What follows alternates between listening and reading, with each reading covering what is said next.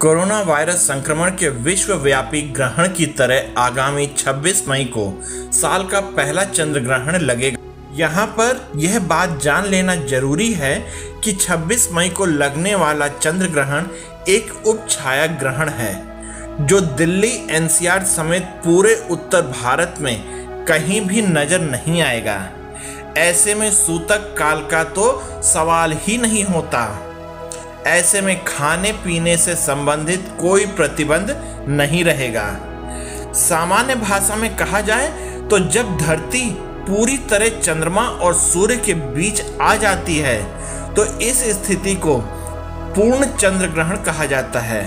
ऐसी स्थिति में चंद्रमा लाल नजर आता है जिसे ब्लड मून भी कहते हैं। इस बार ग्रहण वृश्चिक राशि में लगने जा रहा है जिसके चलते ग्रहण का सबसे ज्यादा असर इसी राशि के जातकों पर पड़ेगा।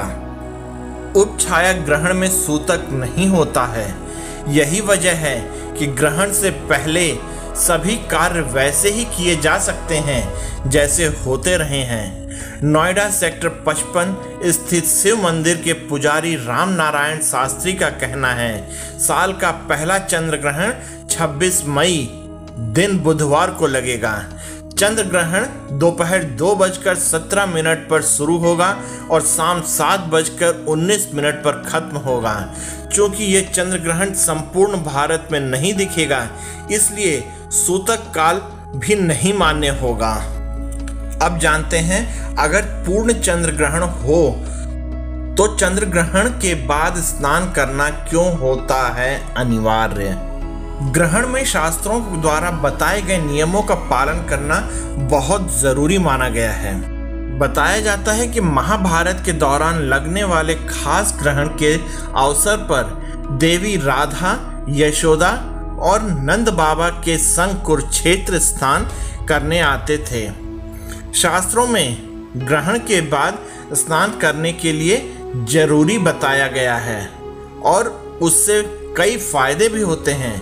अगर आपका पवित्र नदी, तालाब या फिर सरोवर में स्नान करना संभव नहीं है तो घर पर ही जल में गंगा जल मिलाकर ही स्नान करना चाहिए। पुराणों में चंद्र और सूर्य ग्रहण के बाद स्नान को जरूरी बताया है। गुरुदेव योग वशिष्ठ ने लिखा है कि संतान के जन्म पर यज्ञ, सूर्य और चंद्र संक्रांति यदि रात में हो तो स्नान करके शुद्ध होना चाहिए। वशिष्ठ जी ने बताया कि ग्रहण के दौरान कई प्रकार की नकारात्मक शक्ति आपके आसपास मौजूद रहती हैं जो आपको नुकसान पहुंचा सकती हैं। इसलिए ग्रहण से पहले और ग्रहण के बाद स्नान करना चाहिए।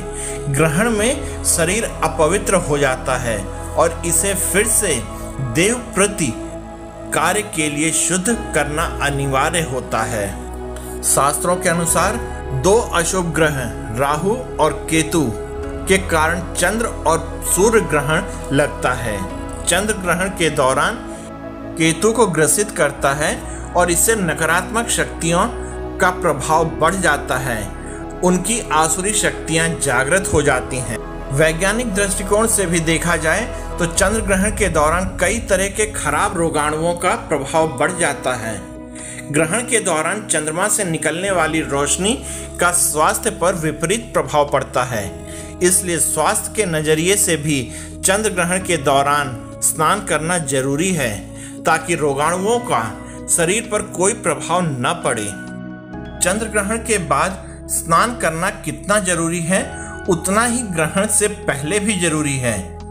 इसके पीछे मान्यता है कि ग्रहण में साधना करना बहुत पुण्यदायी माना जाता है। भगवान की मूर्तियों को स्पर्श किए बिना परिवार के सभी सदस्यों को एक साथ बैठकर ईश्वर का भजन कीर्तन करना चाहिए। इस दौरान धार्मिक पुस्तकें भी पढ़नी चाहिए। ग्रहण के दौरान चंद्रदेव के मंत्रों का जप, गुरु मंत्र का जप, नारायण कवच का जप एवं विभिन्न ग्रहों के मंत्रों का जप करना शुभ और प्रभावशाली होता है। ग्रहण के बाद दान करना भी बहुत जरूरी माना गया है। ग्रहण के दौरान गुरुजनों, ब्राह्मणों और पुरोहितों को दान दिया जाता है। साथ ही जरूरतमंदों को दान करना और भी अच्छा माना गया है। ग्रहण के बाद स्नान करें और स्नान के बाद घर में हर जगह गंगा जल का छिड़काव करें। साथ ही पूजा स्थल को भी पवित्र करें और भगवान पर गंगा जल का छिड़काव करें। फिर रोली, अक्षत, फूल अर्पित कर पूजन करें और भोग लगाएं। अगर आप लोगों को यह प्रसंग पसंद आया तो कृपया लाइक, शेयर और सब्सक्राइब कीजिएगा। साथ ही आप इस प्रसंग में मेरे साथ बने रहे, इसके लिए आप सबका हृदय से धन्यवाद और जय हिंद दोस्तों।